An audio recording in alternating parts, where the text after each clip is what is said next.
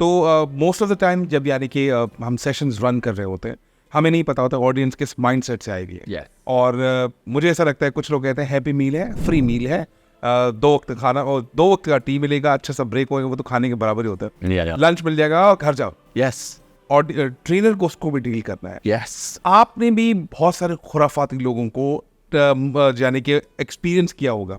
मैं चाहता हूँ एक ऐसी कोई स्टोरी आप सुनाए जहाँ पर आप लग गया होगा यार ये मैंने खावा का ट्रेनिंग प्रोग्राम ले लिया, या तो मुझे ट्रेनिंग लेनी ही नहीं चाहिए थी। किस तरह के लोग हैं, या जहाँ पर आपको लगा हो गया यार मेरा टूल बॉक्स में जो माल पड़ा हुआ था ये क्या हो गया।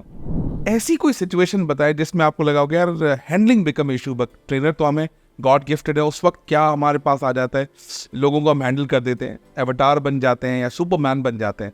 सो इस तरह की ऑडियंस को कैसे आप, क्राउड को कैसे मैनेज करते थे, उसके बारे में बताया, फिर आपके लिए ज़बरदस्त सवाल लेकर आया था मैं। अच्छा, मुझे ना कॉर्पोरेट ट्रेनिंग करियर में सक्सेस मिलने के पीछे बहुत बड़ा रीज़न मेरा यूथ ट्रेनिंग की प्रैक्टिस थी। ये कॉर्पोरेट पे ना रंजीत, लोग बहुत ही अदब महज़िब और एक तमीज़ से बैठते हैं, क्योंकि अगर कुछ ऐसी कुछ हरकतें की ना तो एचआर बैठा हुआ है पीछे, वो रिपोर्ट हो जाएगा और सारी चीज़ें हो जाएगी और फिर 10 चीज़ें खुल जाएगी। तो वो बहुत सारी चीज़ें करना चाहते हैं बट वो नहीं करते, थोड़ा तमीज़ से रहते हैं और थोड़ा सा एक एज फैक्टर भी होता है।